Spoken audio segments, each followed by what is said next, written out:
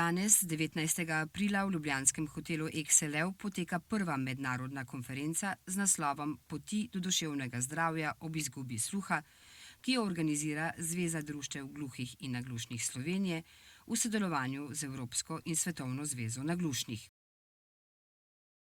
Konferenca združuje strokovnjake z področja duševnega zdravja in izgube sluha iz Slovenije in tujine, kar udeležencem omogoča dostop do širokega spektra znanj in izkušenj. Glavna tema konference je duševno zdravje in izguba sluha oziroma duševno zdravje in naglušni, kar je tudi namen same konference, se pravi osvetlitev teh tematik in izzivov, težav povezanih na tem področju. Sama konferenca je razdeljena na 3 sklope. Prvi sklop zajema raziskave na področju duševnega zdravja in izgube sluha. Drugi sklop temelji na dostopnosti, ki je pomembna za duševno zdravje oseb z izgubo sluha. Ter tretji sklop, ki se posveča oziroma prikaže dobre pozitivne prakse, ki že potekajo razni programi na področju duševnega zdravja in izgube sluha. Okvara sluha pomembno vpliva na vsa področja posameznikovega življenja, tudi na duševno zdravje, saj lahko vodi do družbene osamitve, komunikacijskih ovir in občutka osamljenosti, kar povečuje tveganje za težave v duševnem zdravju. Vse osebe, ki se soočajo s tinnitusom, je res pomembno, da razumejo, da niso sami v tem, da je veliko ljudi, ki se srečuje s tem kroničnim simptomom.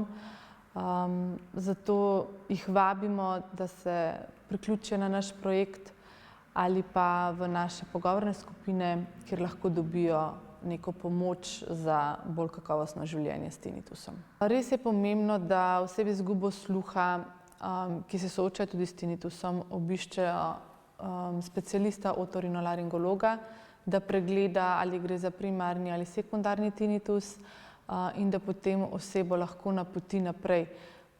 Mi smo povezani z otorinolaringologi, načeloma naj bi otorinolaringologi tudi povabili uporabnike v naš projekt. Za tiste, ki pa so v čakalni vrsti, ker so seveda prijave omejene, jih vedno vabimo tudi v naše pogovorne skupine, ki potekajo enkrat mesečno in se tam srečujejo osebe s tinnitusom in skušajo pomagati drug drugemu. Doktorica Andreja Poljanec iz ljubljanske podružnice Univerze Sigmunda Freuda je v prvem sklopu predavanj predstavila raziskavo Naglušnost in duševno zdravje v Sloveniji.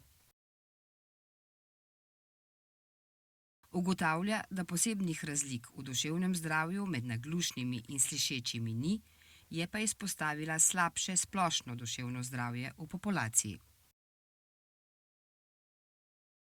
V zadnjih 4 mesecih smo Zvezo gluhih in naglušnih Slovenije pa Univerzo Sigmunda Freuda tukaj v Ljubljani na psihološkem oddelku vodili raziskavo za primerjavo duševnega zdravja naglušnih pa slišečih in smo veseli, v resnici se niso pokazale razlike, da bi bili naglušni na zelo slabšem položaju, kar je veselje.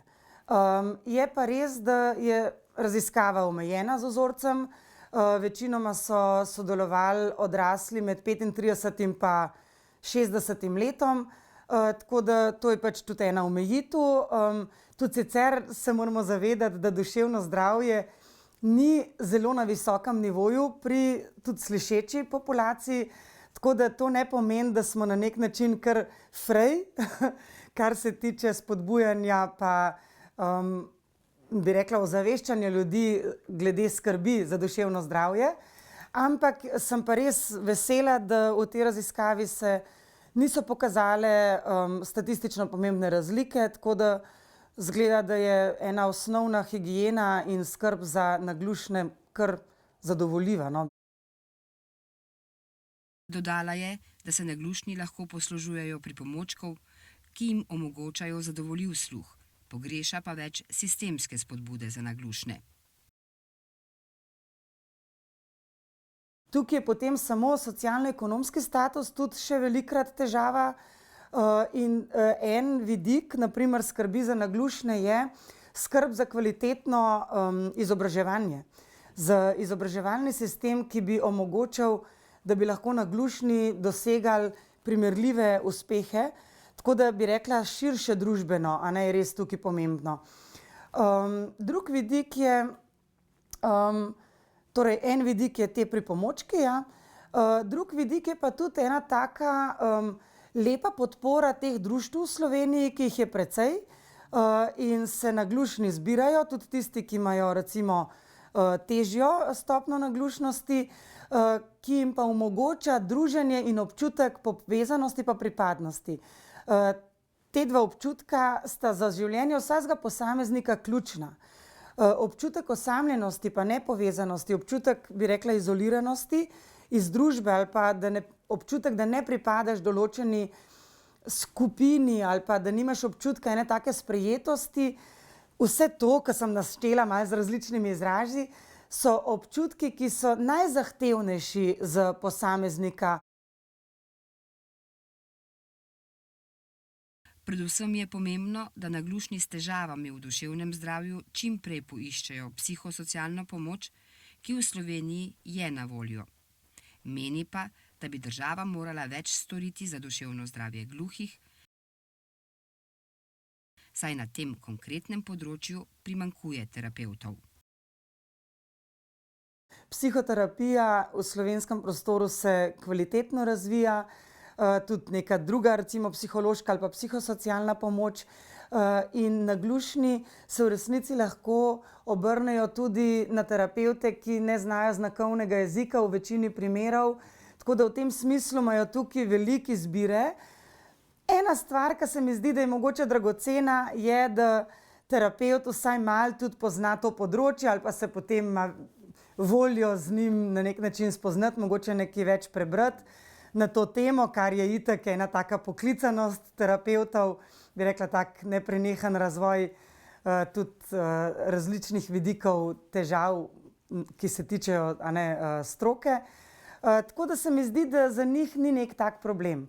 Več stisk tukaj imajo gluhi, zato ker pa zelo malo psihoterapevtov v Sloveniji zna znakovni jezik. Tako da tukaj pa pogrešam več ene zagnanosti, mogoče tudi strani kakšnega ministrstva, da bi spodbujali razvoj v tej smeri, seveda pa tudi društva, vem, pa Zveza za gluhe in naglušne v tej smeri spodbuja, tako da upam, da se bo tudi ta vidik še bolj ojačal ali pa da bo več raznolike podpore.